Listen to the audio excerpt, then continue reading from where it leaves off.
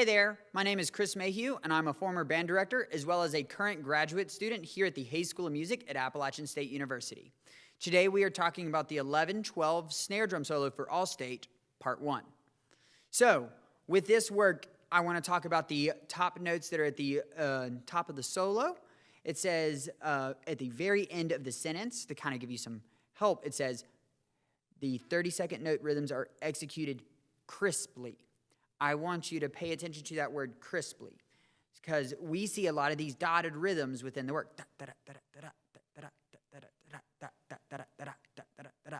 And you want to make sure that you really have that 16th note feeling, the 32nd note feeling, the dotted 16 to the 32nd, right? We don't want to swing it, da da da da da da da da da da. Nope, don't swing, dotted, da da da da da da. A phrase that I like to use and a phrase that I've heard from other band directors is drop the dot, drop the dot. Okay, drop the dot, drop the dot, drop the dot, da dot, da dot, da dot. That'll help you rather than the swinging nature. Da da da da da da da da da da. It's not a gallop. It's not this swing. Da da da da da da da. All right, and make sure that you feel the difference between that and the triplet figures that you also see paired up next to these figures. You got to make sure there's contrast there so they know that it's two different rhythms. That's all I have for you. Good luck.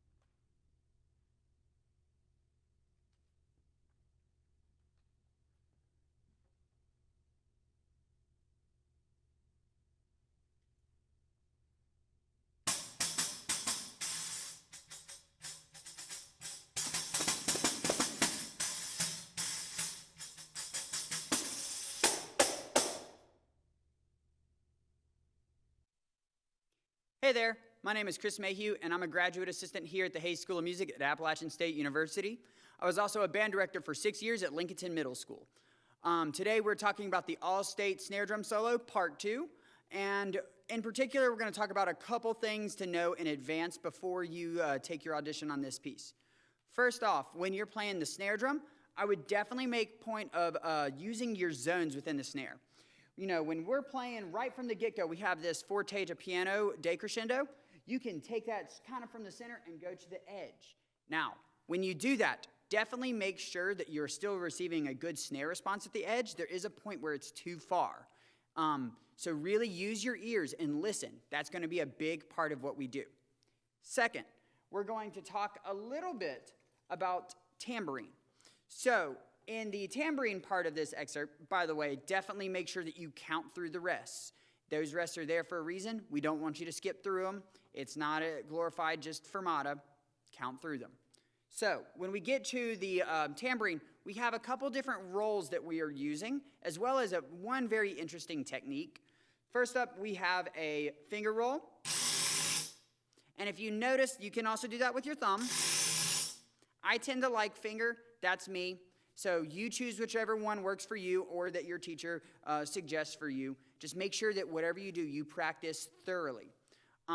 Speaking of the finger roll, we actually have in measure 72, we have this feature where you have, and if you notice, I hit with my heel after the roll, so that way we have a nice articulate strike. It does have a accent on it, so you want to make sure it has that. Next, we have a shake roll that's at the very end of the tambourine excerpt. Just make sure whatever you do that has a smooth feel. A good way to practice that is to start at your side, go really slow, and start working your way up.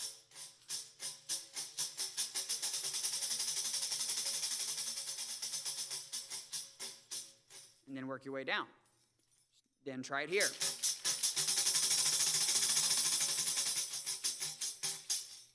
And finally, practice it within context. The last of the tambourine techniques that we really need to talk about is going to be right there at the beats 3 and 4 of the second measure. It's measure 71 on the tambourine part.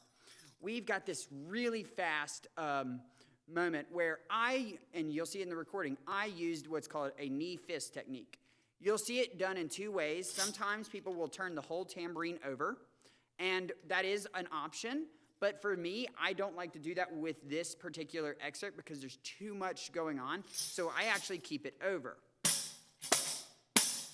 And I tend to try and aim my knee to hit the inside of the like the tambourine head, right? It helps create that same type of pop that your hand will do, okay? Another way to do it is to use this like finger and heel thing. And while that works, it requires a lot of skill sets practice, right? So if you're going to go with that route, definitely spend some slow practice time and get each of those movements. Because at the end of the day, tone, tone, tone. If it doesn't sound like even strikes, it's not going to really feel like the piece. Two other things to know before you go into the audition.